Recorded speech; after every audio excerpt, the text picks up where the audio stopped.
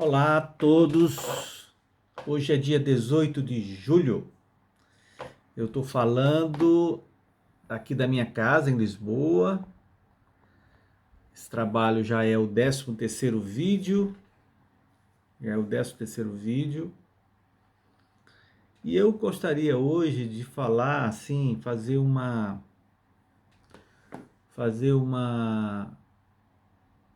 consideração de como as coisas estão emergindo, né? O trabalho, esse canal começa a se configurar no momento em que já se passaram 3 anos de uma pesquisa da genealogia da família. Existe um grupo no WhatsApp onde nós estamos sempre trazendo informações, resgatando informações do passado, né? É um trabalho muito difícil, porque cada um de nós tem uma história diferente, né?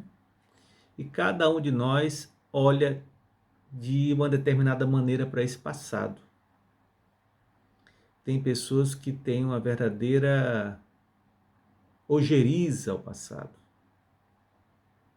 Não quer entrar em contato com esse passado. Esse passado fala de memórias que querem, de coisas que querem ser esquecidas, né? E aí nós perdemos essa fonte, né? Essa fonte de informações que podem nos, em razão dessa questão emocional, nós perdemos essa fonte, essa possibilidade de não só resgatar o fato, mas como resgatar também o mais importante, que é essa realidade emocionada dessa pessoa para com aquela história.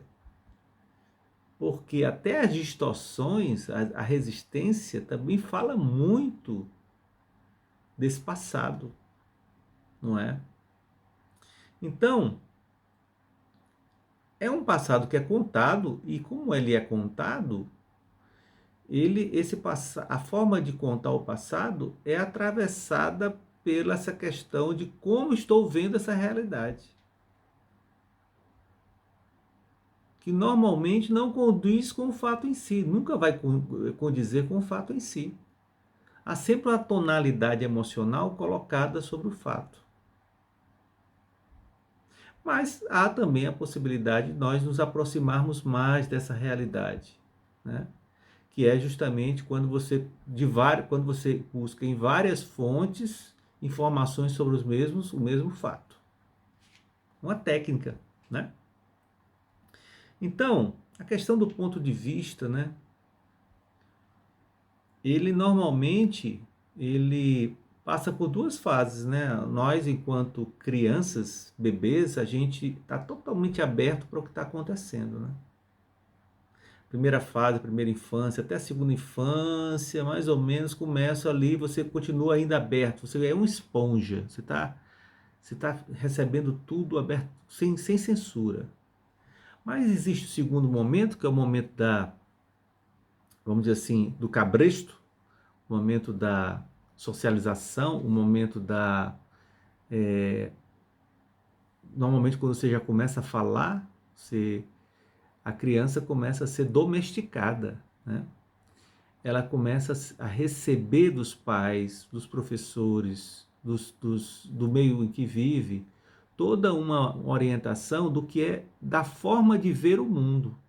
Quer dizer, nós herdamos uma maneira, uma forma de ver o mundo.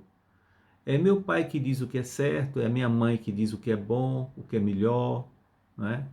É alguém que meu avô diz o que é proibido, o que é cristão, porque o que é bom viver porque é cristão, né? Aí vem a moral religiosa em cima disso também, que é transmitida, né? Então, nós começamos a sermos, nós começamos a sermos teleguiados. O nosso olhar passa a ser teleguiado. As pessoas começam a dizer como eu devo olhar para determinado fato. Então, já está rotulado. Então, é uma forma de ver o mundo já recebida, datada de outro, né? Então, a segunda fase da vida, nossa, é essa aculturação. Eu vou, então, me adequar à cultura da minha família, da minha sociedade, do meu país, né, da região que eu vivo, Nordeste. Existe toda uma questão relacionada ao Nordeste que é muito única, muito própria ao Nordeste. E normalmente também tem uma coisa muito interessante. As condições econômicas, as condições de vida que nós vivemos, que nossos antepassados viveram, elas também passam uma forma de ver o mundo que a forma de ver o mundo de um sobrevivente, de uma pessoa, por exemplo, que passou fome, que ficou em situação de penúria, que viveu uma seca muito dura, que vive numa região inóspita, a forma como essa pessoa olha o mundo é diferente de uma pessoa, por exemplo, que vive numa zona urbana, que é filho de um profissional liberal, que tem uma vida estável, é completamente diferente.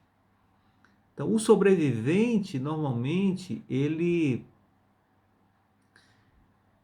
vive um estado de necessidade, né?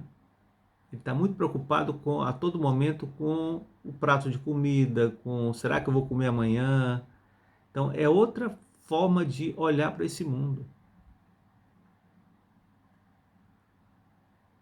Eu vou trazer uma coisa agora que é relevante, assim, que é a experiência minha de um cliente, tá?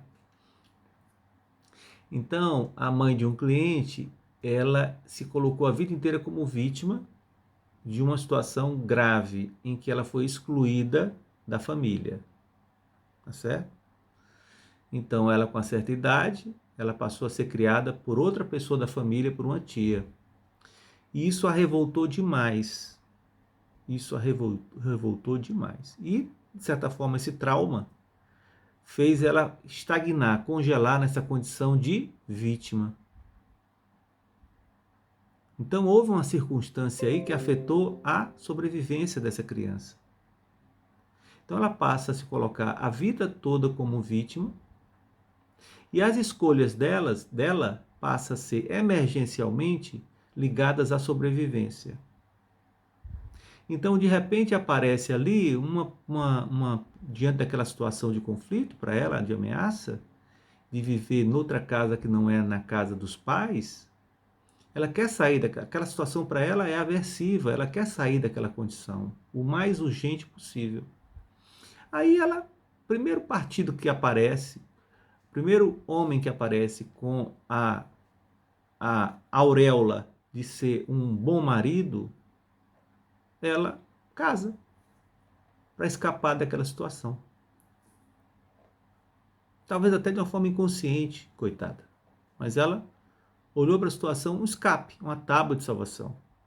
E ela casa com esse homem, né?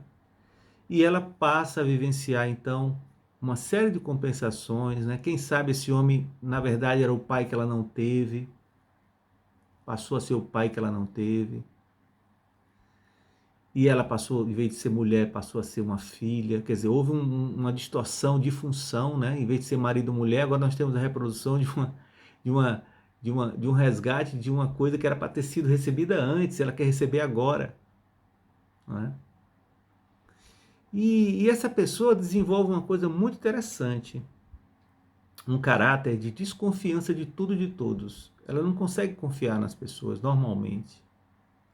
O processo há uma série de de provações a serem colocadas, que ela coloca diante do outro, para que o outro realmente prove que é digno de confiança.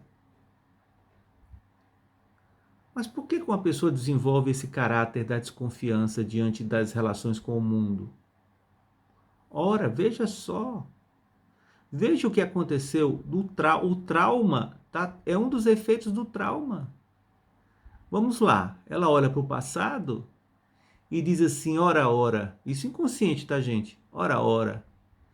Se eu não pude confiar na minha mãe, se a minha mãe me traiu, entre aspas, né? Minha mãe me traiu. Isso é a criança dela falando. Minha mãe me traiu ao me deixar, ao me mandar para casa da minha tia. Me fez sair da minha casa sem me perguntar nada. Então, se eu não pude confiar na minha mãe, eu vou confiar em quem? Vocês percebem a lógica da coisa? Tem toda uma lógica, né? Então, o trauma, ele produz muitos efeitos, né?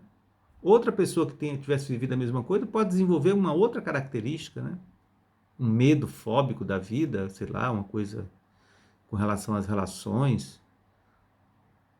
né? Uma série de coisas. Então, eu estou trazendo aqui a importância que está sendo esse voltar ao passado com esse olhar mais orientado pela psicologia sistêmica, mais especificamente pelas constelações familiares, né? E o quanto pode ser muito bom, muito útil uma pesquisa como essa, para que nós possamos descobrir coisas que estão aí e que precisam ser descortinadas, precisam ser reveladas. Muitos segredos de família, não é? Os referenciais afetivos dos nossos ancestrais,